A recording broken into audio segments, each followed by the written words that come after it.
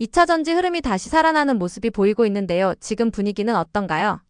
2차전지 이야기를 하게 되면 많은 투자자분들이 여전히 또 이제 3년 동안 고생을 하다 보니까 많은 고민들을 할 수가 있는데, 실례로 제가 먼저 서두에 주가부터 한번 말씀을 드릴게요. 포스코 홀딩스 같은 경우는 2023년도 7월 달에 대부분 우리나라 2차전지 셀이나 소재업종들이 고점이었지 않습니까? 그때 대략 60만원 정도가 넘었잖아요. 그리고 지금 주가는 방송을 하는 3월 달 주가는 한 40만원대도 왔다 갔다 했습니다. 뭐는 이제 어찌 보면 이제 저점 기준은 저는 말씀드리고 싶지는 않아요. 왜냐하면 고점 기준으로 왜냐하면 이게 삼성전자, 하이닉스, 현대차 다 고점이니까. 최고점 아닌 섹터가 거의 없는데, 최고점 못 간 섹터 중에 많은 유일한 섹터는 아니지만은 일부 섹터가 바로 대표적인 성장주 2차 전지니까. 근데 어찌 보게 되면은 뭐 포스코 홀딩스도 실제적으로 60만원대에서 40만원대 정도라고 본다면 많이 올라와 있는 거고요. 국내 1위 셀업체 LG에너지솔루션도 한때 60만원까지 갔었던 기업입니다. 그리고 지금은 이제 작년 하반기 같은 경우는 9월달 정도로 기억이 나는데 10월달 한 50만원대까지 갔다가 또 이제 연초에 많이 빠졌다가 최근에 이제 40만원 전후에서 왔다 갔다 하고 있고, 에코프로 같은 경우는 이제 물론 2차전지라 말하기는 조금 그한 2차전지를 많이 갖고 있는 지주회사죠. 근데 이제 여러 가지 시가총액 1위의 이슈라든지 코스닥 활성 대책 이슈면서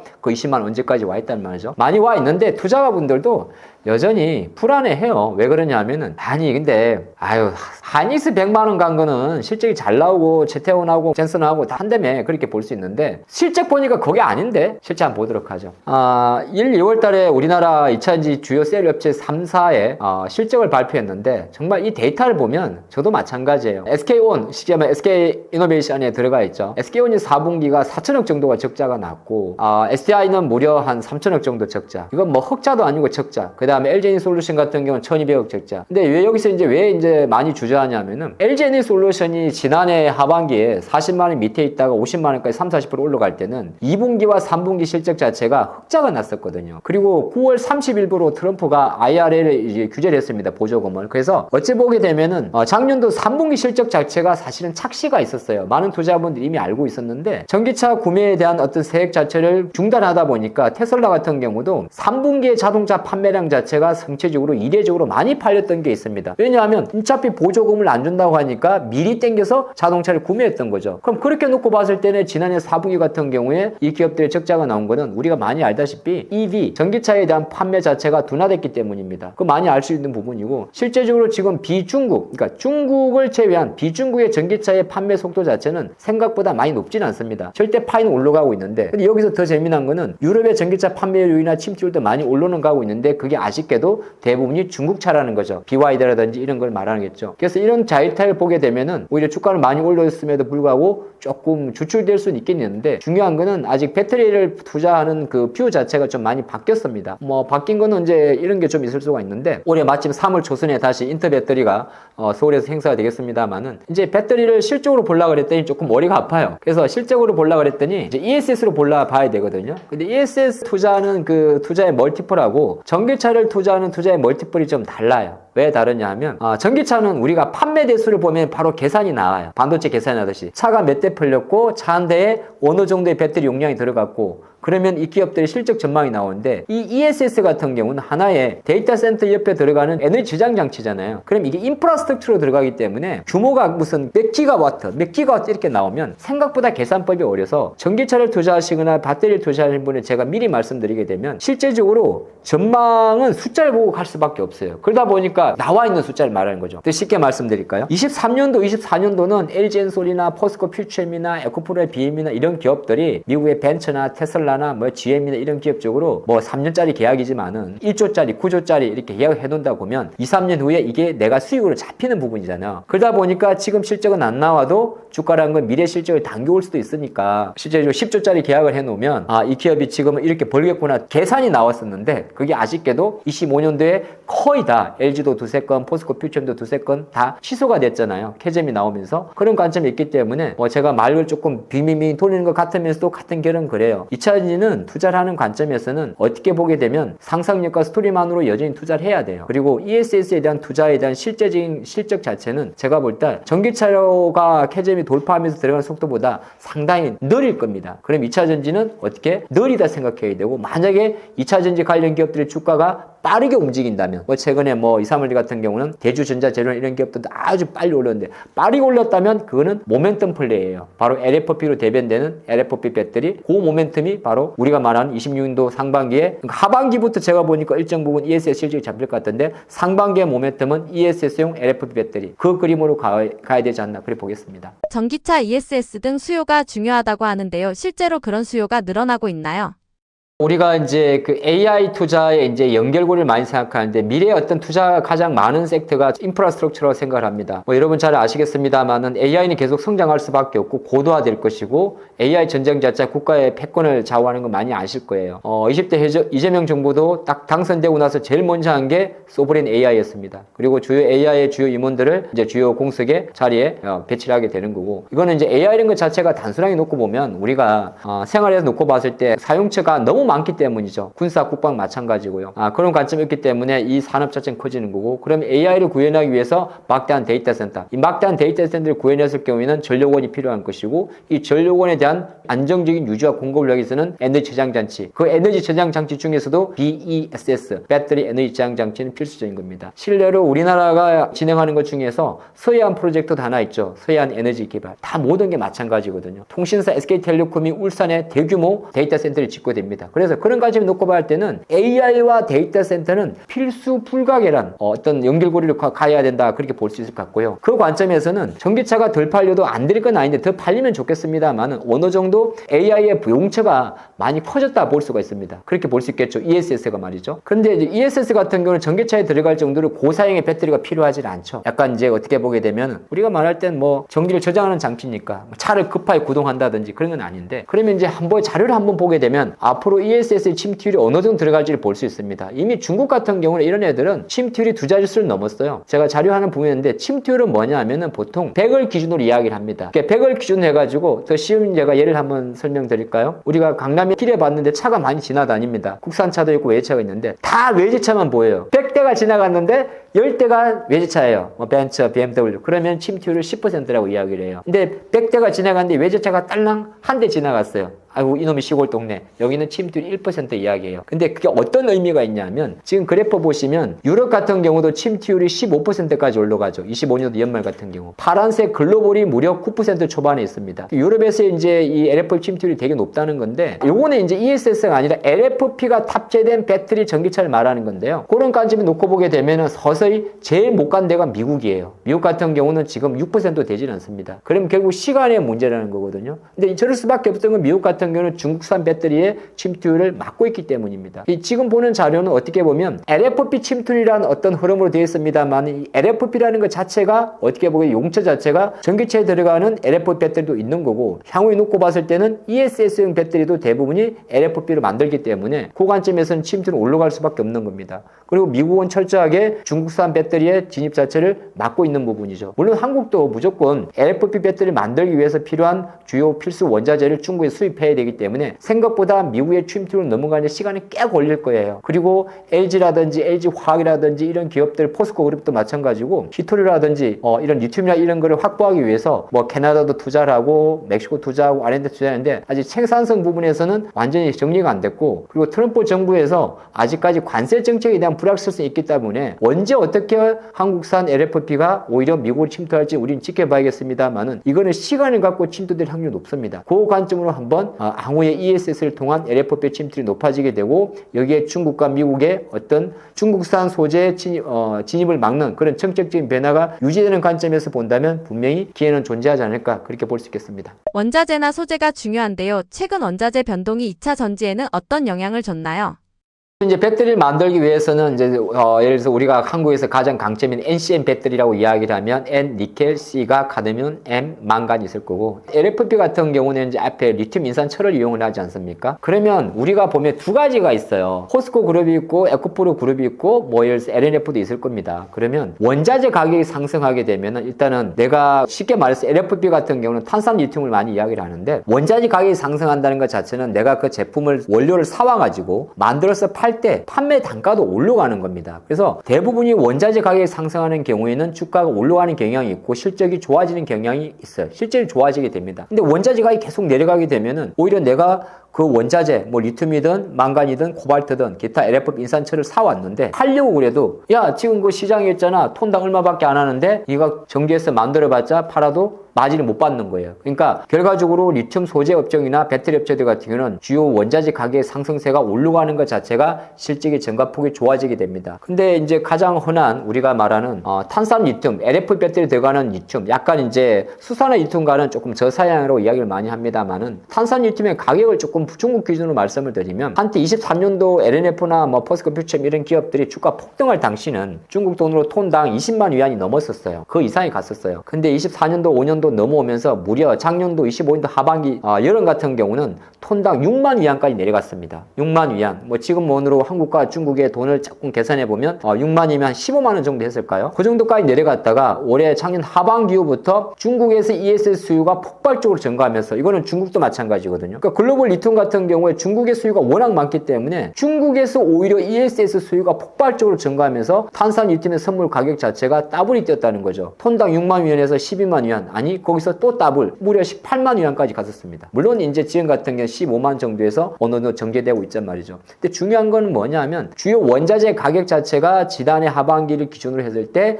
저점 대비해서 50% 아니 100% 이상 튀어 있다는 것 자체는 어찌 보게 되면 이제 리튬을 정제 가공 생산하는 기업들의 실적 자체는 하반 경직이 나왔다고 볼 수 있거든요. 과연 이제 그 다음 스테이지는 뭐냐 하면은 오히려 그걸 가지고 정말 전방 산업에 있는 ESS의 주요 추가적인 수주라든지 한국 같은 경우는 LFP 배터리나 ESS의 삼성과 SK, LG의 투자가 얼마나 빨라지느냐의 그 속도가 될 것 같습니다. 그러면 만약 여러분들이 주요 리튬을 생산하고 준비하는 예를 들어서 LNF나 포스코 퓨처엠이나 에코프로 BM이나 이런 기업을 투자하고 계시다면 바라보는 관점에서는 리튬 가격의 하방 안정화와 더불어 가지고 삼성, SK, LG죠. 이 3사 배터리 셀 업체의 추가 사업에 대한 비즈니스라든지 ES 사업에 대한 글로벌 파트너십이라든지 조인트 벤처라든지 이런 연결고리 쪽을 조금 지켜보시면 저는 좀 그래도 투자의 방향을 잡는 데는 오히려 유연하지 않을까 그렇게 볼 수도 있겠습니다. 2차 전지 앞으로 어떻게 전망하시나요?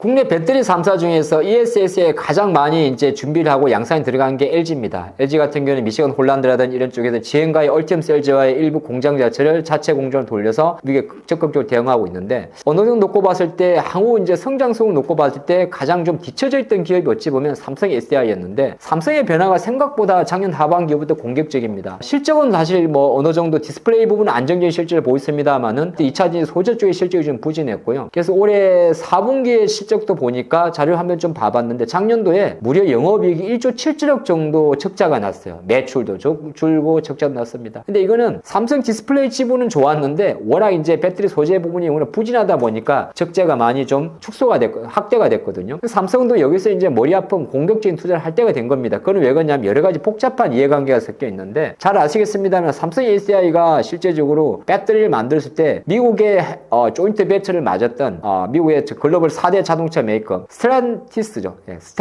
스텔란티스 같은 경우가 어느 정도 GM도 마찬가지고 포드도 마찬가지고 막대한 투자를 못하는 상황이 있다 보니까 그거 자체가 어느 정도 좀 위축되어 있는 상황이고 그런 관점에서 어떻게 보게 되면 북미 ESS 라인 자체를 투자를 확대하는 방향으로 가게 됩니다. 저도 생각했거든요. 왜 삼성이 갑자기 이렇게 북미 투자를 강화한다고 하지? 그거는 현대가 있기 때문입니다. 현대요? 그렇죠. 삼성과 현대는 과거에는 어느 정도 비즈니스 공유는 별로 없었는데 23년도 한 5월달, 6월달부터 삼성과 현대는 실제적으로 전고체 배터리 양산이나 이런 거에 대해서 상당히 협력을 많이 강화하고 있습니다. 실례로 그래서 연초에 현대차가 보스턴 다이나믹스의 미국 공장 조지아 투입을 양산한다고 할 때 많은 투자자분들 심지어 저까지도 초기 모델 같은 경우는 SDI가 납품할 수 있지 않을까 그렇게 많이 생각을 했는데 가만히 생각을 해보니까 아직까지 삼성 SDI는 로봇에 들어갈 수 있는 배터리 자체를 만들 수는 있지만은 대량 생산에 한계가 있고 초기 물량 자체는 LG가 엔솔이 들어가겠습니다만은 보스턴 다이나믹스의 연간 생산 능력 자체가 지금은 초반 같은 경우는 3만 대 정도로 추정이 되는데 그게 현대차 가이던스 예상대로 10만 대 후반으로 넘어갔을 경우에는 멀티 전략을 쓸 확률이 되게 높고 그 멀티 전략을 쓸 수 있는 하나 유일한 파트너가 또 하나의 SDI로 갈 수 있습니다. 이게 기존에 이제 말하는 3원계 배터리 흐름이 될 것 같고 또 하나가 북미 ESS 투자도 마찬가지입니다. 현대도 마찬가지잖아요. 자동차 공장하는 것 자체도 결정적 ESS는 필요한 거고 그래서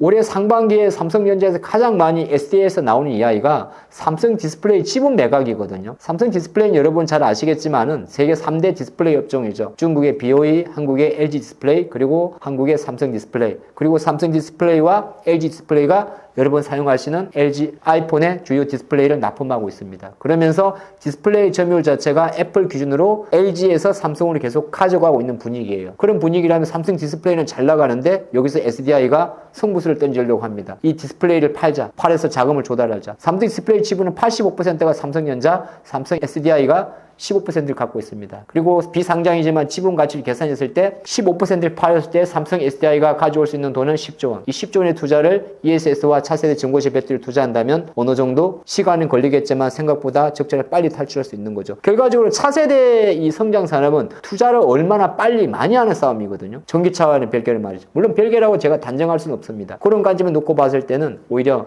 향후에 놓고 볼 때 SDI의 행보 자체가 2차 전지를 투자하는 관점에서 많이 조금 바뀔 것 같습니다. 23년도는 워낙 LG엔솔이 미국의 GM, 미국 최대 자동차 회사 GM과 얼티엄스 LG라는 전기차 법인을 만들면서 아주 공격적으로 투자를 했고 우리나라 한국 2차 전지 산업을 이끌었다면 아마 26년도로 넘어왔을 때는 그렇다고 LG가 뒤처진다는 건 아니에요. 뒤처지는 건 아니지만은 SDI 행보의 2차 전지 투자의 모멘텀을 한번 집중해 보시는 것도 좋은 인사이트가 되지 않을까 조심스럽게 말씀드리고 싶습니다. 미국과 이란 관련 군사 소식이 전해졌습니다. 지금 시장 분위기는 어떤가요?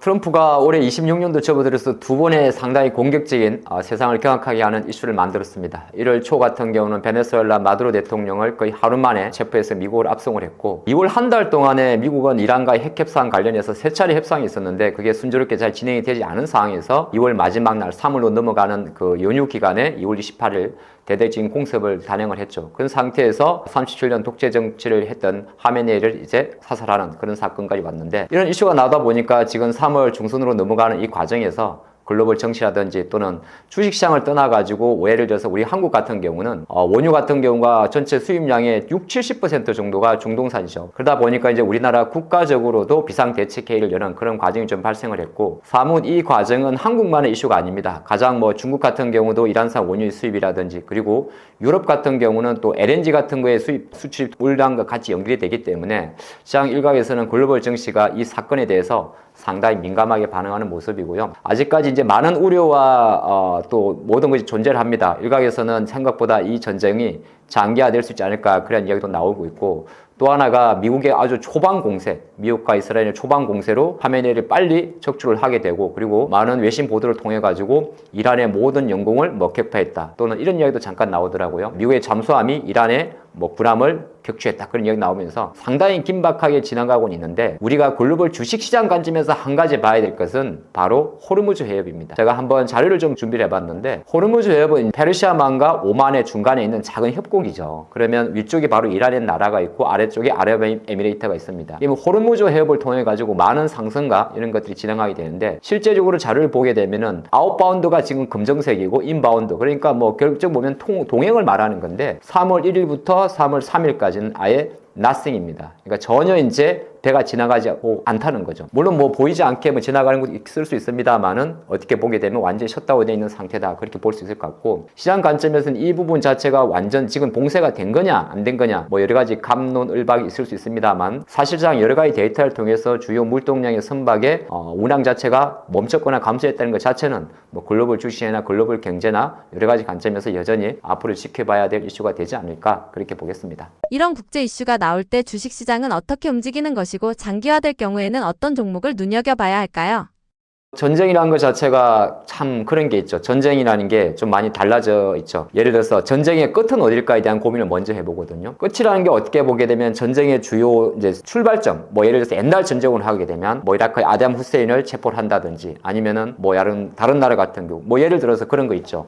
러시아 우크라이나 전쟁을 잠깐 예를 들어볼까요? 지금 3년 이상 진행되고 있는데 과연 이 끝이 아무도 알 수 없는 거잖아요. 예를 들어서 우크라이나 대통령이 잡힌다든지 그런 것도 아닌 거고 영토 문제인가 서로의 이제 그런 이슈가 있다 보니까 시장 일각에서는 약간의 많은 이야기가 나옵니다. 왜 그런 이야기가 나오냐 하면 이란이 갖고 있는 거 하나가 바로 핵 보유국이라는 거죠. 글로벌 기준을 놓고 봤을 때 사회주의 국가, 어떻게 보게 되면 독재 정권을 갖고 있는 많은 국가 중에서 강대국에 들어가는 나라입니다. 러시아나 중국에 못지않게 원유 공급량도 엄청난 거죠. 그러다 보니까 이런 흐름 자체는 사실 그 누구도 예측할 수 없는 거고, 제가 아까 호르무즈 이야기를 하다가 조금 더 장기화 이야기를 하면서 자료 하나를 또 준비해 봤는데, 이 이란과 이 호르무즈 해협, 그 다음에 해협, 그리고 오만 페르시아만의 정유 시설과 에너지 시설 한번 보도록 하겠습니다. 자료 화면을 좀 보시면 구글 지도를 좀 보여드리는데요. 여기 보게 되면은 실제적으로 빨갛게 저기 표시가 되어 있을 건데, 요거는 이제 물동량을 못하는 거고, 하얀 점으로 꼽힌 게 바로 정유 공장입니다. 이 정유 공장은 얘들이 이제 군사적으로 전쟁이 발사를 하거나 어느 전투기라든지 또는 미사일을 통해 가지고 주위로 파괴를 하게 됩니다. 그런 흐름이 이제 오는 거고, 또 하나가 밑에 보면 초록색이 동그라미가 바로 LNG입니다. 우리가 말하면 이제 LNG는 액화 천연가스라고 이야기하지 않습니까? 요거 터미널도 주요 페르시아만 요 상태에 있는 겁니다. 근데 저기 아주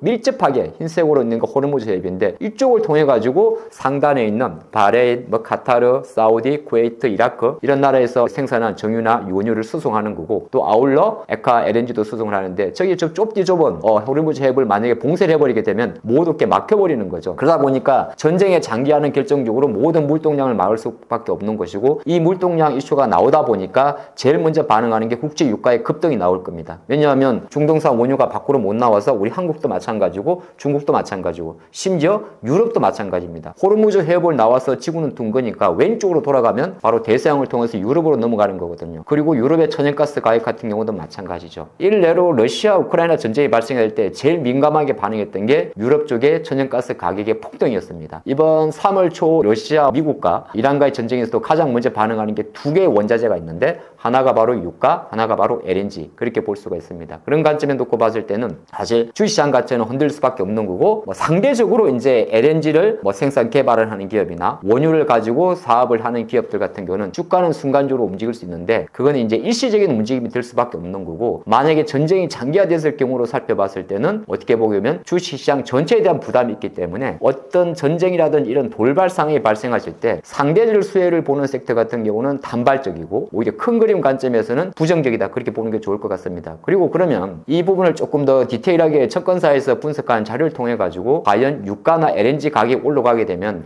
통상적으로 한국 주식시장에서 어떤 업종들이 수혜를 받는지는 막대 그래프를 통해서 한번 보도록 하겠습니다. 본 자료는 증권사 M사 증권의 자료인데요. 자, 가만히 생각해 보면 돼요. 유가가 상승 국면에 올라갈 때, 상승이란 건 이제 제가 미리 말씀을 드리면 영상을 보시는 분들을 위해서, 우리가 보통 유가 그러면은 자동차 휘발유차 타시는 분들이 주유소에 넣어보면 리터당 예를 들어서 1,700원, 1,600원. 근데 1,600원 하다가 1,700원 하면 아유, 좀 기름 좀 아껴야겠네, 공회전 안 해야겠네, 그런 생각하잖아요. 근데 우리가 말하는 거는 원유라는 건 이제 휘발유를 만들기 전 그 시꺼먼 원유를 말하는 거죠. 그럼 원유를 가지고 이제 수익을 하는 사업이 대표적인 게 에너지 업종들이 됩니다. 한국으로 치게 되면 정유회사 기업들이겠죠. 두바이에서 중동에서 검정 원유를 가져와서 그것을 휘발유도 뽑고 디젤도 뽑고 하는 건 말이죠. 그래서 보통 에너지들의 마진이 좋아진다 그럽니다. 왜 그러냐면 지금은 주가가 급등을 하게 되면 순간적으로 배럴당, 보통 배럴이라는 단어를 쓰는데, 배럴은 이제 우리나라 리터로 환산하면 100리터 정도가 됩니다. 그럼 배럴당 이렇게 50달러 정도에서 사왔는데 갑자기 70달러, 100달러까지 갔잖아요. 그럼 사온 원가는 배럴당 50달러인데 유가가 뛰어버리면은 아시겠습니다만은 우리 갑자기 소매 가격이 뛰는 것처럼, 그럼 당연히 미리 사둔 원유 가격 같은 경우는 올라가거든요. 왜냐하면 이런 그 원자재 같은 경우는 기업들이 장기 선도 계약을 합니다. 장기 선도 계약이라는 게 조금 더 쉽게 말씀드리면, 우리가 가장 선도 계약할 때 많이 쓰는 표현이 밭대기라 그러거든요. 특히나 여름철에 수박이라든지 겨울철에 배추 농사 같은 경우가 선도 계약의 일종입니다. 예를 들어서 중간 상인들이 이미 농가를 가서 내가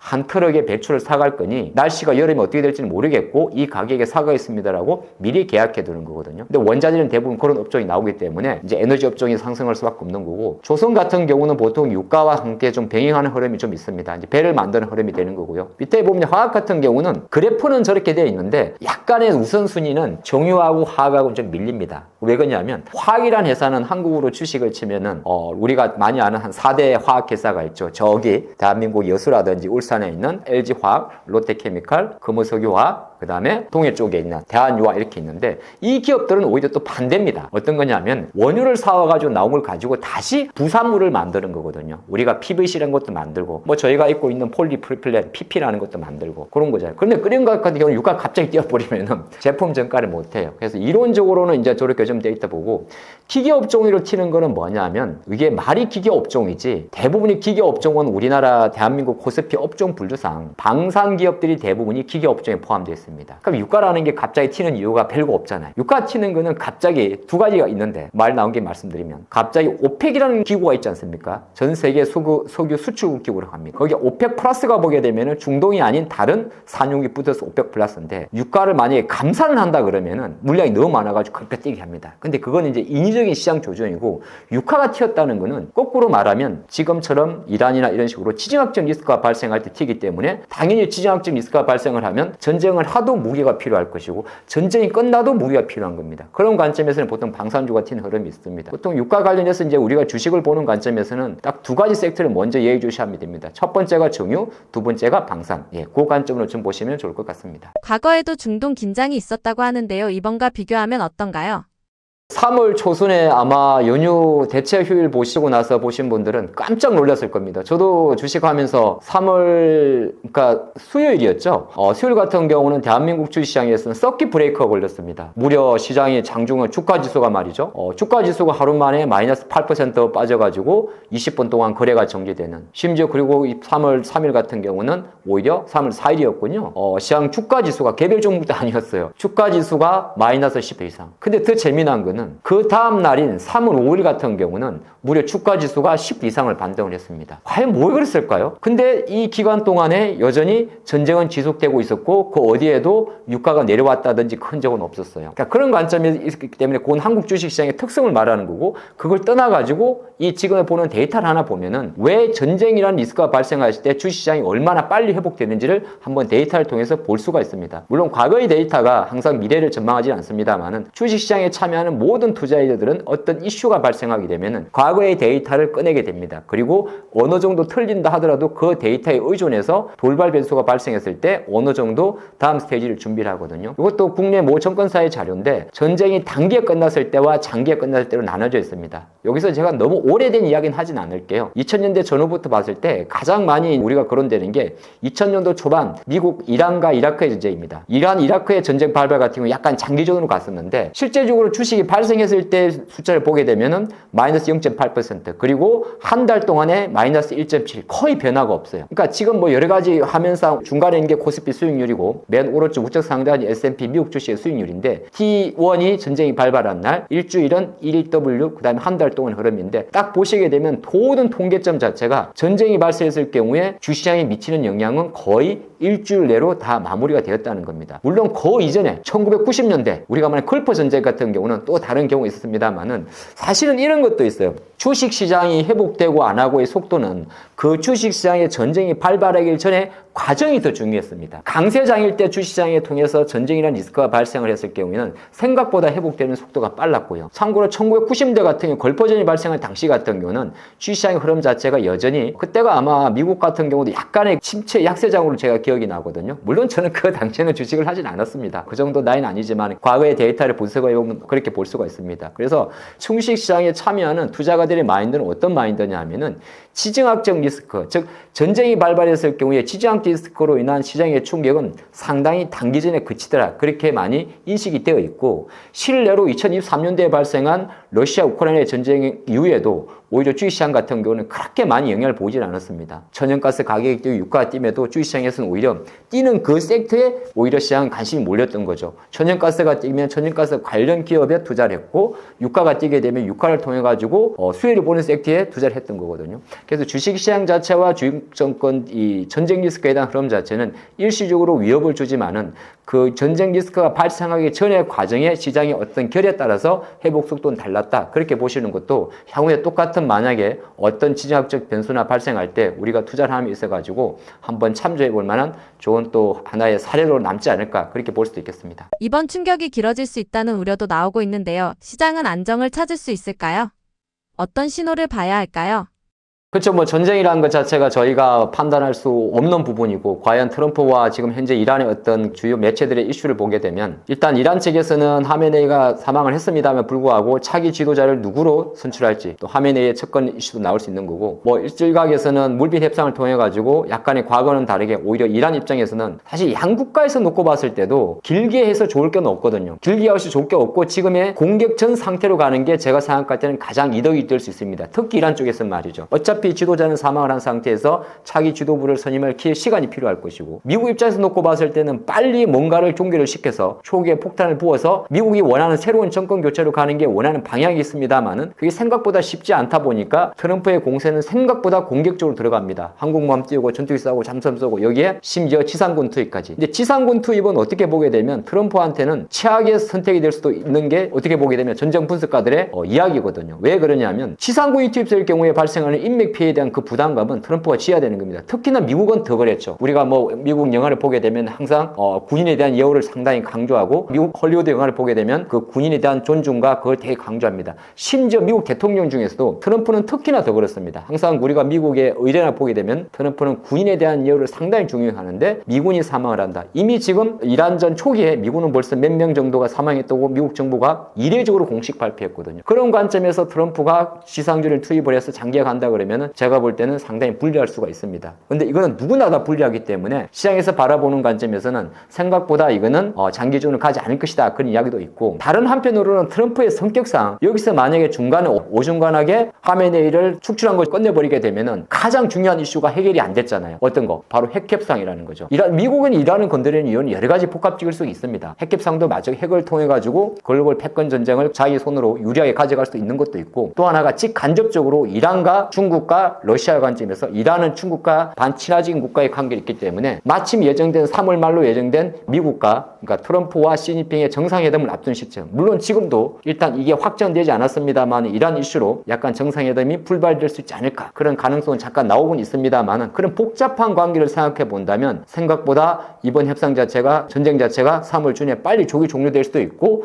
아니면은 약간 딜레이 될 수 있는 상당히 복잡한 상황이 있습니다. 그래서 글로벌 주식시장은 일시적으로 유가가 뛰면서 하는 그 흐름 자체에서 시장은 장기화되더라도 추가적인 공격은 약할 것이라는 관점에서 시장은 빨리 안정을 찾습니다만은, 뛰어버린 국제 유가라든지 이런 것 자체에 대해서는 계속적으로 부담을 좀 줄 수가 있고요. 하지만 그래도 조금 긍정적인 이유는 뭐냐면, 트럼프 대통령의 2기에서의 3조 정책은 아마 고수할 확률이 되게 높습니다. 그 3조 정책은 바로 약달러, 저금리, 저효과거든요. 그런 관점에 놓고 봤을 때는 트럼프는 유가 정도 튀는 걸 신경을 안 써요. 중요하게 바라보는 거는 유가가 튀어가지고 인플레이션이 발생해가지고 미국의 FMC라든지 금융정책이 금리를 내려야 되는데 속도가 걸리는 거는 되게 신경이 쓰일 겁니다. 그런 관점에 놓고 봤을 때는 제가 생각할 때는 정쟁 자체에 대한 장기전과 허지부지한 휴전은 나올 수 있는 가능성도 있긴 있는데, 주시한 관점에서는 오히려 그 다음까지 생각하고 있을 수 있습니다. 우리가 예를 들어서 그런 게 있었죠. 트럼프가 관세 정책을 펼 때 우리는 어떤 단어를 썼냐면, 우리만 그런 건 아니에요. 글로벌 투자가들이 타코라는 단어를 썼습니다. 트럼프는 항상 관세를 부과하고 겁을 줬다가 협상의 우위권을 가져간 이후 순차적으로 관세는 인하하더라. 전쟁도 지금 약간 그런 말도 있고요. 또 하나는 이번 이 이란의 그 공격이 있어가지고 팝콘가? 갑자기 제가 요건 생각났는데 까불면은 땡땡한다, 그런 단어로 막대한 미국의 군사력을 보여준 것도 있기 때문에, 이 만약에 후반으로 놓고 봤을 때는 아니다, 트럼프 성격상에서 완전히 끝을 내겠다, 그렇게 볼 수 있기 때문에 아마 지금 시장 관점에서는 약간 그런 것이 팽배하게 좀 먹혀 있다, 그렇게 볼 수 있을 것 같고, 근데 이런 뷰를 가지고 주식을 보시는 분들은 두 가지가 공존을 할 것 같습니다. 하나는 그래, 어쨌든 간 생각보다 장기화될 거야. 아니면 두 번째, 근데 전쟁이 발생해서 주식이 흔들리고 나면 주식은 천천히 시간을 갖고 안정화되더라. 그러니까 주식에 참여한 투자가들이 계속 이란의 어떤 이슈라든지 호르무즈 해협의 차단 이슈라든지 국제유가의 상승 부담은 되지만은 큰 충격 이후에 시장 자체가 파동을 가지면 내가 투자하고 있는 기업에 대한 펀더멘털에 집중할 것이다, 그렇게 가는데, 저의 의견도 아마 시간이 지나면 지날수록 어떤 그 이란에 대한 이슈보다는, 유가 상승에 대한 이슈보다는 원래 기업들이 갖고 있는 펀더멘털과 실적에 대한 흐름으로 조금 더 재정리되지 않을까, 그렇게 볼 수도 있겠습니다. 삼성전자 주가가 계속해서 고점을 돌파하고 있습니다. 지금 들어가기엔 늦었다고 생각하시나요? 삼성전자 주가가 3월 달에 2월 말이었나요? 드디어 세계 시가총액 10위권 안에 들어갔습니다. 우리나라 미국 달러 기준으로 1조 달러죠. 야, 과연 작년 이맘때도 이런 얘기를 할 수 있을까? 저도 상당히 의문이 드는 상황이었고요. 작년 연초 같은 경우는 25년도 같은 경우는 10만 전자가도 꿈의 10만 전자였는데 어느새 이제 20만 원. 아마 제 계산에 의하면은 우선주하고 보통주 합쳐가지고 우리가 말하는 보통 삼성의 주가 20만 전자 이렇게 이야기할 때 21만, 22만 원 정도가 원화 환율 1,400원 이상 계산했을 때 1조 달러였거든요. 그래서 주가는 이제 20만 이후까지 간 상태에서 많은 투자 증권사들의 의견들은 계속적으로 목표 가격을 올리고 있습니다. 목표 가격을 올린다는 것은 대부분의 이제 글로벌 아이디어나 애널리스트의 전형적인 습성이거든요. 주가 계속 가는 상태에서 목표가를 상상한다는 것은 역으로 계산하게 되면 이 기업의 실적 전망이나 가이던스가 계속 좋아진다 그렇게 볼 수 있는 거고, 또 하나가 이제 제가 조금 전에 볼륨 이야기를 잠깐 드렸는데 볼륨이란 것 자체가 글로벌 시가총액 관점에서 상당히 중요합니다. 1조 달러라는 것 자체를 왜 원화로 말씀 안 드리고 달러로 말씀드렸냐면 전 세계 시가총액 1조 달러는 10위권 내에 어떤 종목으로 구분됩니다. 그리고 제만의 TSMC 같은 경우는 이제 삼성과의 격차가 대략 80%까지 좁혀져 있는데 엔비디아 4조 달러까지 내배라면 사실 그렇게 이제 부러운 게 아니죠. 근데 중요한 거는 삼성전자 이런 고폭발적인 주가 상승과 어떤 시가총액의 크짐 자체는 단순히 한국 삼성전자 투자가들의 주가에만 관심이 있는 게 아니라 글로벌 투자가들의 관심까지 많이 몰리는 거죠. 그러다 보니까 이제 미국이나 예를 들어서 한국에 거주하고 있는 외국인 같은 경우는 쉽게 우리처럼 주식 계좌를 만들어서 투자를 할 수 있습니다만은 오히려 이제 비외국인, 쉽게 말해서 해외에 있는 외국인 투자 같은 경우는 전 세계에서 이렇게 빨리 오르는 기업을 본 게 없으니까 아마 미칠 것 같습니다. 실례로 엔비디아 주가요. 시가총액은 4조 달러입니다 하면 지난 한 6개월 동안 주당 180달러 정도에서 상하 10%에 갇혀 있지 않습니까? 그런 흐름 보실 수 있고, 그래서 삼성전자의 흐름 자체는 눈으로 보이는 외국인 매도하는 별개로 보이지 않는 손의 어떤 힘에 의해 가지고 글로벌 자금 흐름 자체가 상당히, 그 글로벌 자금이란 건 저는 그렇게 말하고 싶어요. 우리나라 투자자분들이 대부분 한국의 삼성전자 주가 차트를 띄워놓고 거기서 개인 투자가, 외국인 투자가, 기관 투자를 보면서 이렇게 분석을 하죠. 틀리고 맞고의 문제는 아닌 것 같아요. 왜냐하면 개인이 사고 외국인은 계속 팔고 있거든요. 실제적으로 3월 초순 기준으로 삼성전자에 대한 외국인 지분율은 지난 2개월 동안 지분 1% 이상이 떨어져서 50%를 위협하고 있습니다. 그러면 감안해보면 왜 계속 삼성전자를 파는데 주가는 올라가지? 그게 금융투자? 보통 금융투자 ETF 이야기도 많이 하시는데 맞고 틀리면 문제는 아닌 것 같고, 지금 6,000포인트까지 올라왔다 한국 증시의 고객 예탁금이 예를 들어서 100조가 넘고, 근데 고객 예탁금도 눈에 보이는 거거든요. 직접 투자. 근데 시장에는 눈에 보이지 않는 간접 투자가 너무 많습니다. 패시버, 연금 투자도 그런 것도 있는 거죠. 그래서 아마 당분간은 삼성전자로 들어오는 어떤 주가에 빠지면 산다는 심리 자체는 상당히 견조할 수 있다 그렇게 보는 거고, 그런 관점에서 투자가들이 시가총액이 올랐다는 이유만으로 무조건 주식을 사진 않을 거 아니에요. 스토리가 중요한데 시장이 바라보는 스토리, 삼성전자의 스토리를 조금 이어서 하게 되면 HBM 점유율 이야기 제가 차트를 준비를 해봤는데, 우리가 이제 반도체 같은 경우도 보게 되면은 HBM 차트를 한번 보실까요? 삼성전자와 하이닉스, 마이크론의 어떤 흐름이 되게 되는데, 이 차트를 보시면은 하이닉스도 지금 보게 되면 주가도 이제 100만 닉스까지 왔어요. 그래서 우리가 이제 엔비디아가 만드는 AI 가속기를 구현하기 위해서는 고대형 메모리가 필요하죠. 그걸 영어로 표현하게 되면 HBM이고, 근데 HBM 같은 경우가 이제 26년도 같은 경우는 6세대로 넘어왔단 말이에요. 6세대. 삼성전자는 실제적으로 5세대는 진입을 못했죠. 그래서 24년도, 25년도 같은 경우도 엄청나게 이제 구박을 받았어요. 직간접적으로. 아니, 하이닉스는 벌써 5세대 HBM3 12단을 엔비디아 납품을 하면서 하이닉스 전체 영업이익률이 50%, 60%가 넘는데 무슨 말이죠? 100억을 팔면 60억을 남겼단 말이죠. 근데 삼성전자는 하이닉스보다 훨씬 많은 매출을 남기는데 100원을 팔면 하이닉스가 60만 원 남길 때 10만 원, 15만 원 남겼단 말이죠. 그러니까 약간 그런 현상이 나왔는데, 드디어 이제 삼성전자도 올해 26년도부터는 6세대 HBM4를 삼성 엔비디아 쪽으로 납품하는, 양산하는, 출하하는 그 그림으로 왔죠. 그럼 그래프를 보게 되면은 하이닉스 같은 경우는 점유율은 조금 50대 중반에서 내려올 수는 있습니다. 물론 이러한 이슈 자체가 작년도, 25년도 같은 경우는 시장에서 삼성이 엔비디아 퀄테스트를 통과할 거야 그렇게 이야기하게 되면 삼성이 오르고 하이닉스 내려가고 그런 흐름이 있었는데, 지금은 why not? 그게 필요가 없어졌어요. 왜 그러냐면 저거는 점유율이 내려온 거고, 점유율을 떠나가지고 HBM 캡파워 자체가 가격이 올라가기 때문에 어떻게 보게 되면 하이닉스가 갖고 있던 엔비디아 쪽 AI에 대한 뭐라고 할까요? 점유율 내려올지 모르겠지만은 상대를 놓고 봤을 때 절대치는 올라가는 효과가 있는 거고, 저걸 봤을 때 삼성전자의 점유율이 25년도 초 같은 경우에 15% 정도 수준에서 올해 같은 전망치가 20% 넘어가는 흐름이 있습니다만은 세상이 바뀐 게 있어요. 어떤 게 바뀌었느냐? 저거는 하이 퀄리티, 하이퍼스케일러의 어떤 쉽게 말해서 고사양 슈퍼컴퓨터에 들어가는 HBM이고, 작년도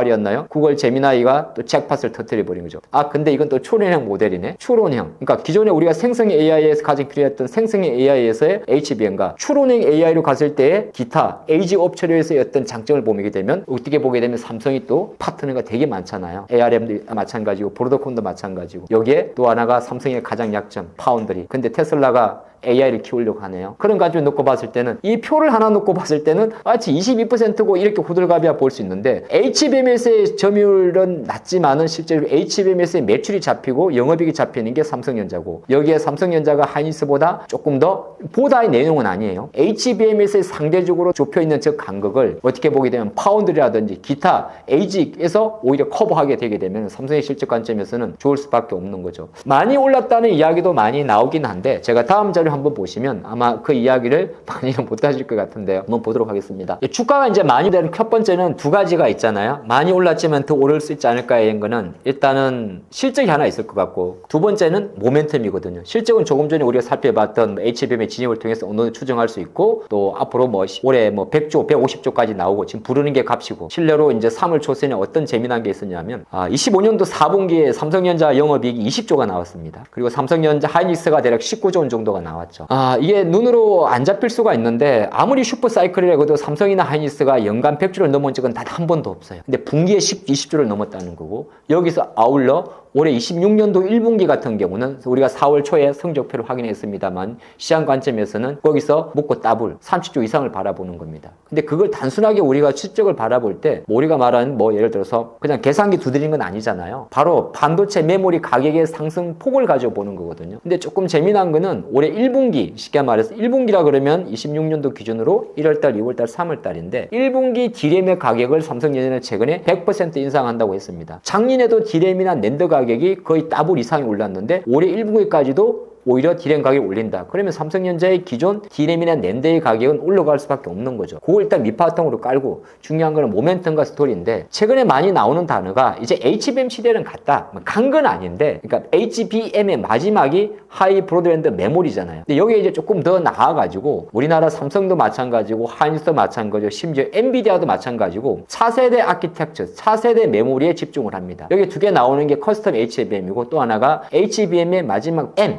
메모리를 빼고 F를 넣습니다. 그게 바로 플래시 메모리거든요. 그럼 고대역 플래시라고 하는 걸 말하는데 이것 또한 또 차세대 메모리라면 어떻게 보게 되면 그동안 약간 하나의 하이 퀄리티 메모리를 만들던 HBM 시장에서 차세대 메모리로 가면서 오히려 실적에 대한 멀티플이 증가할 수밖에 없는 것이 삼성전자의 스토리다. 그렇게 볼 수 있고 삼성전자를 투자하는 가격의 주주분들은 일단 이러한 스토리와 실적에 대한 증가 속도가 꺾이지 않는 한 빠지면 산다는 믿음으로 아마 계속 투자를 하실 것 같아요. 저는 그런 믿음으로는 상관이 없다고 생각을 합니다. 아주 짧은 시각에서의 변동성보다는 어차피 우리가 이렇게 장기 투자하는 관점이고 글로벌 증시보다 한국 증시가 가장 많이 오른 강세장이잖아요. 강세장의 가장 큰 특징이 뭐냐면 글로벌 자금을 압도한다는 거고 그 강세장을 주도하는 강세 지수를 주도하는 첫 번째 종목이 만약에 삼성전자라면 오히려 실제적으로 좀 자신 있게 빠질 때마다 매수하고 그리고 사람이 생각하는 심리적인 가격에 선을 그을 필요는 없습니다. 주식에서 제일 위험한 게 바로 그거지거든요. 10만 전자, 20만 전자. 이거는 언론이나 매체에서 어느 정도의 어떤 시청자나 또는 투자가들의 눈을 자극하기 위한 착시 효과입니다. 저는 항상 주식을 할 때 그런 생각을 하거든요. 거기에 내가 선을 긋지 마라. 20만 전자, 30만 전자. 그리고 또 하나가 지금 주가 기준으로 지나치게 높은 것까지는 보지 마라.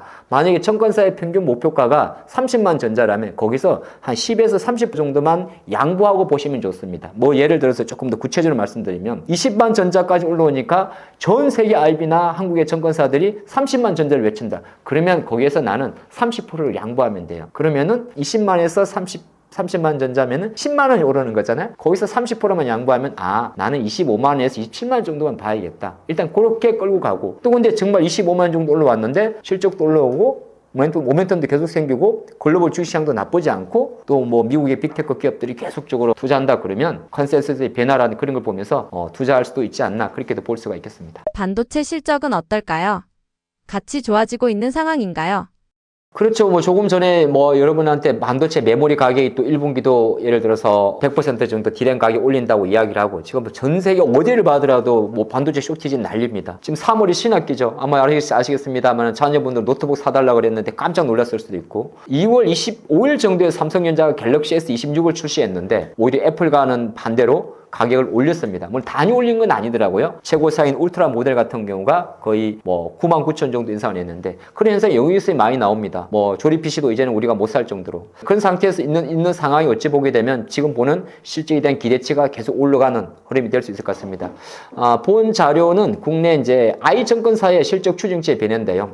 기업을 볼 때 제일 변하는 게 뭐냐면은 지금 보는 다시피 1년 전 6개월, 3개월, 1개월 그 다음에 프레젠트 있으면은 실적 추정치의 변화입니다. 그럼 어떤 투자가 보는 이런 자료를 보면은 아니 무슨 애널리스트가 이렇게 주가를 맞춰가 이렇게 볼 수도 있는데 말씀드렸지 않습니까? 실적이라는 것 자체는 특히나 반도체는 반도체 디램 현물 가격하고 그 다음에 고전 가격의 추이에 따라서 실적주가 바뀌어 버립니다. 그럼 왜 그러냐면 파는 게 100만 개를 파는데 100만 개를 10,000원에 팔다가 칩 하나에 말이죠. 근데 100만 개 파는 거는 똑같은데 조금 줄을 수도 있어요. 비싸다고 안 사가면. 근데 준다고 갑자기 100만 개 팔던 게 50만 개를 주진 않거든요. 90만 개 팔면. 근데 가격이 뛰는 속도가 10,000원에 팔다가 아까 조금 전에 제가 디램 가격 100% 올렸다고 그랬죠. 그럼 2만 원에 팔아버리면 실적이 올라가는 거잖아요. 근데 실제적으로 보시게 되면은 아주 근래 기준으로 보죠. 작년도 2025년도 12월 달 3개월 전에 삼성전자에 대한 올해 26년도 연간 정업 전망치는 각 삼성전자 80조, 하이닉스 70조였어요. 물론 이거는 뭐 많은 증권사의 일부 의견이기 때문에 조금 편차냈고요. 근데 지금 3개월 지난 시점에 무려 앞자리에 100자가 붙어버린 겁니다. 삼성전자가 올해 180조, 하이닉스가 156조. 근데 이게 또 재미난 거는 우리는 이 정도 그래도 국내 기관들은 그나마 보수적으로 불렀어요. 전망을 했는데 해외 쪽은 장난이 아닙니다. 왜 그런지는 뭘 알 수 있어요. 물론 우리가 보는 해외 뭐 맥컬리라든지 노무라라든지 많은 시티라든지 그 담당 애널리스트는 대부분이 한국계입니다. 동양계가 많죠. 여러분 궁금할 겁니다.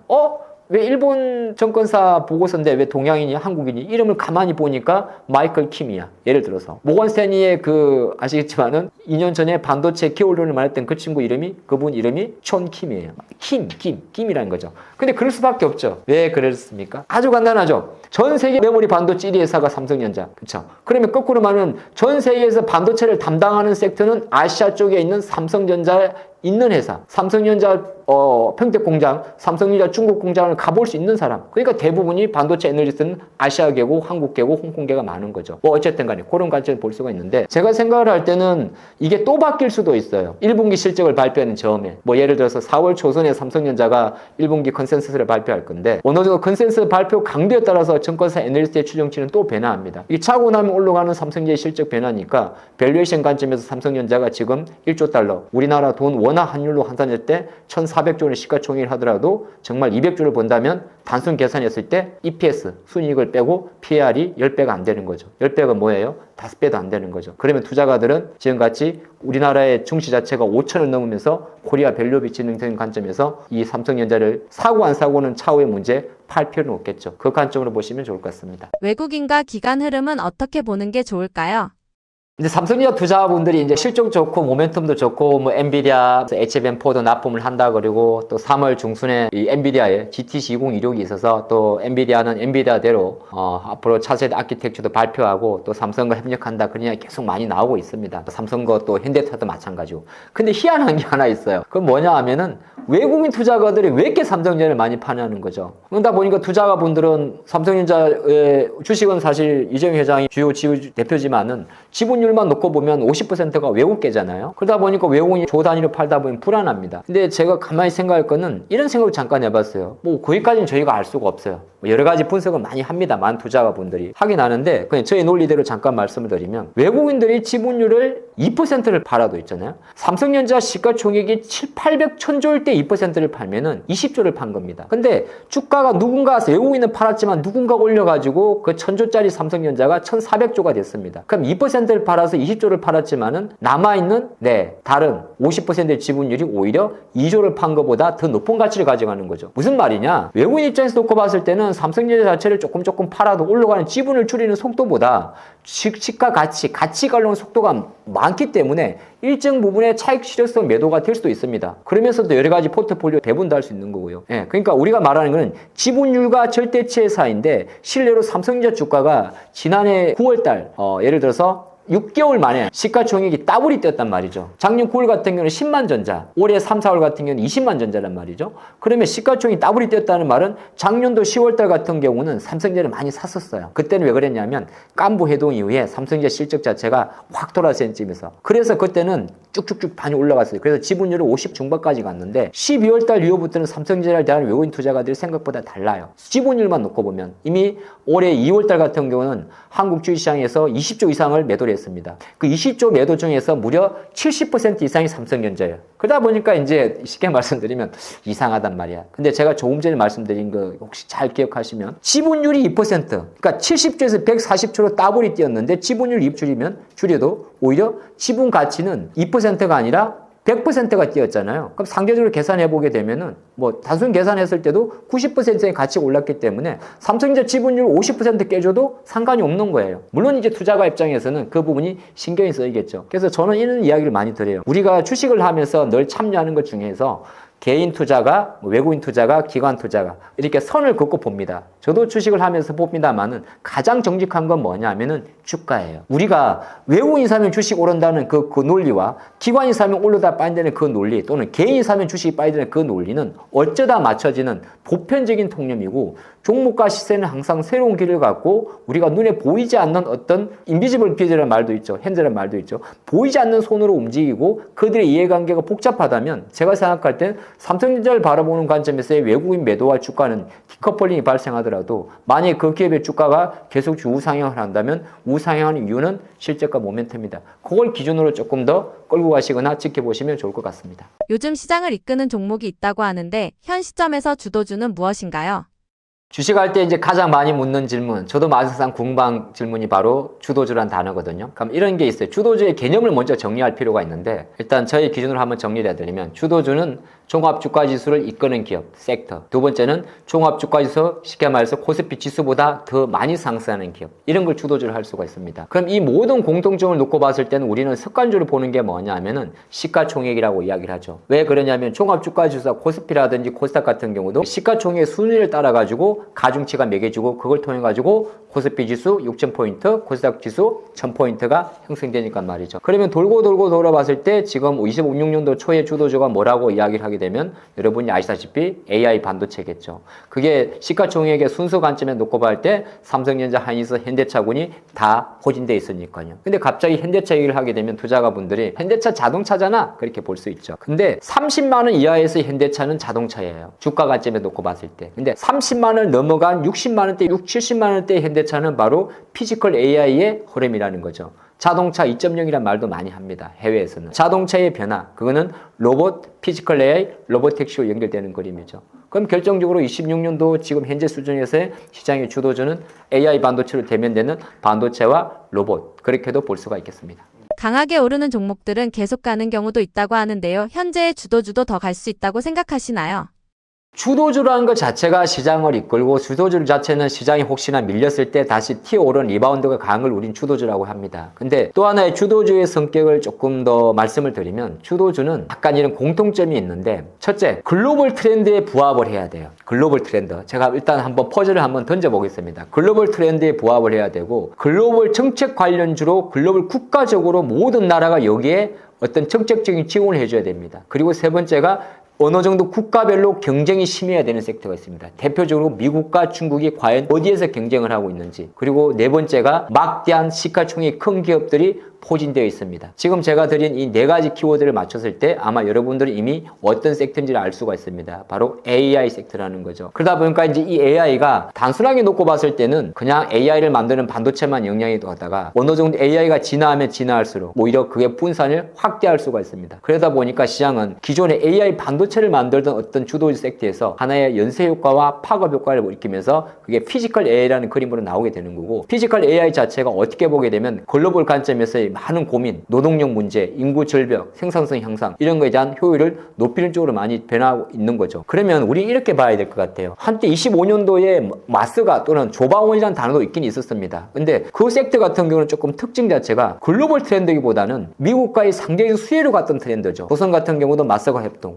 방산 같은 경우도 한미 합정, 그 다음에 원전 같은 경우는 어떻게 보게 되면 향후에 주도주가 갈 것이나 아직 시장에 돈이 들어가기에는 사이즈가 조금 제한적인 약간 미래지향적인 성장주의 개념이 있겠죠. 그럼 어떻게 놓고 보면 지금 같은 경우에 계속적으로 AI라는 큰 중심을 놓고 AI 로보틱스, 피지컬 AI로 넘어가는 이 그림을 주도주라 생각하시는 게 좋을 것 같고, 거기에서 어느 정도 이게 만약에 무너지면 차기 주도주가 뭡니까? 이런 질문도 정말 많이 받고 저도 고민하는데, 이렇게 보면 돼. 주도주가 무너지면 시장이 무너져요. 그렇죠? 두 번째, 주도주가 무너지지 않고 가파르게 상승하다 행보를 하게 되면 차기 주도주까지는 아닌데 기존의 주도주에게서 로테이션이 들어옵니다. 이걸 한국 주식시장에서는 밸런스 게임이라고 하는데, 크게 이렇게 정도 구분해 볼 수가 있어요. 한국에서 반도체가 있을 거고, 그 다음에 두 번째가 조방원이 있습니다. 그 다음에 세 번째가 밸류업이 있는데, 밸류업 같은 경우는 하나씩 구분해 드리면, 반도체는 삼성전자, 하이아이, 하이닉스, AI, 조방원은 조선방산, 원전. 조선방산, 원전의 공통점은 한국과 미국의 콜라보, 그렇게 볼 수가 있는 거고, 그 다음에 하나가 밸류업, 이거는 한국의 상법 개정, 코리아 디스카운트 요인의 해소, 어떻게 보면 한국에만 있는 거죠. 그러면 어떻게 보면 금융주나 증권주나 지수사는 주도주까지는 못 가는 거죠. 못 간다는 말로 단언할 수 없습니다. 아까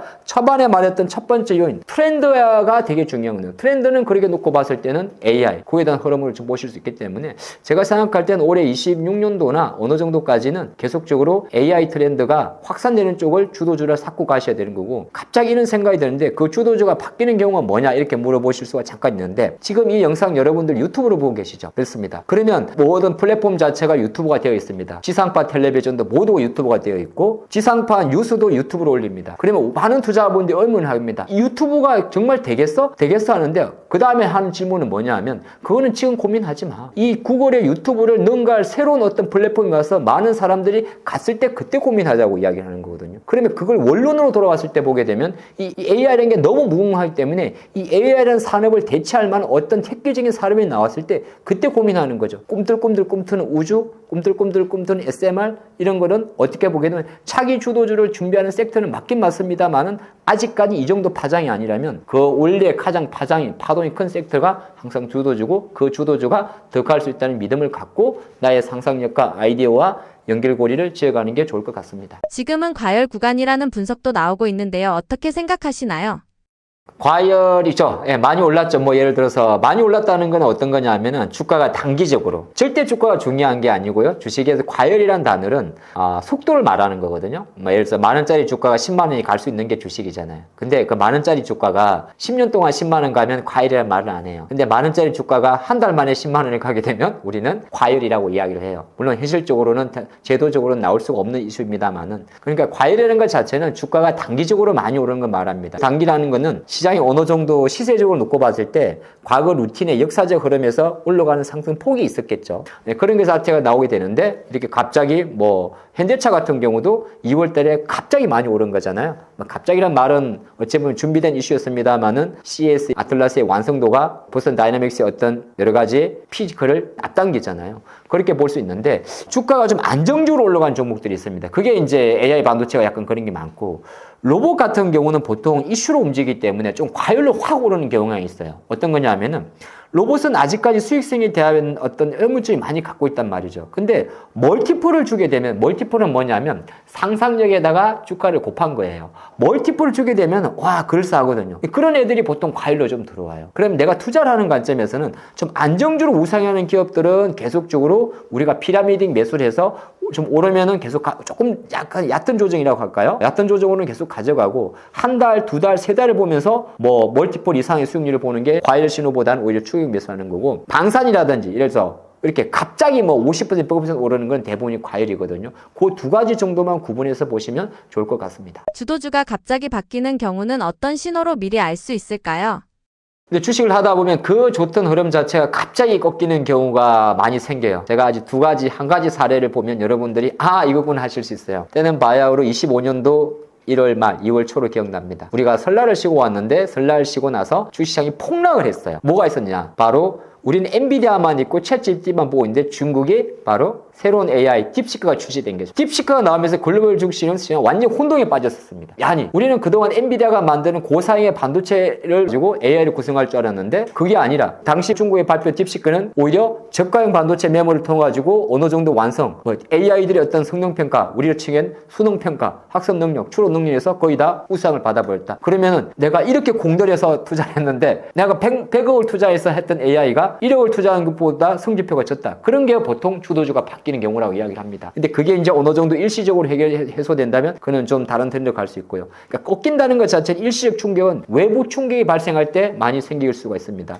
조금 더 비근한 예를 말씀드릴까요? 25년도 하반기에 엔비디아 주가가 고질한 영향이 있고 미국의 구글의 주가가 폭등을 했습니다. 그럼 또 왜 그랬느냐? 실제적으로 생성 AI, 여러분들 많이 사용하시는 오픈 AI, 챗 GPT, 그리고 이미 기존부터 구글의 제미나이 서비스는 진행이 되어 왔어요. 근데 제미나이 3.0 같은가 지금은 3.0 프로를 사용하고 계시겠습니다만 정액제는 똑같습니다. 한국 기준으로 기본형 29,000원짜리. 그쵸? 그런 상태였는데 똑같이 뚜껑을 냈는데 야, 이게 원가가 다르네. 거기서 시장 관점에는 되게 많은 고민이 들어왔고 그런 관점에 놓고 봤을 때 엔비디아 주가는 오히려 휘청하게 됐고 그 다음에 엔비디아의 어떤 추론형 모델의 제미나이 이슈가 많이 강화되면서 추론형 모델을 같은 비즈니스 연결고리가 있는 미국의 브로드컴이라든지 관련 기업들의 주가가 폭등하는 상황이 있었죠. 그래서 첫 번째는 주도주가 갑자기 바뀌는 경우는 강력한 경쟁자의 출현이 바로 첫 번째입니다. 두 번째 예 같은 경우는 아예 산업의 트렌드가 바뀌는 경우예요. 지금 같은 경우는 조금 예견할 수 있습니다만은 쉽게 이런 예를 잠깐 해볼까요? 조선을 한번 예로 해보면은 주도주가 바뀌는 데보다는 비주도주가 주도주로 간 여기에 어떤 스토리가 생길 수가 있겠죠. 우리나라 조선이 여러분 잘 아시겠습니다만은 아주 힘들었어요.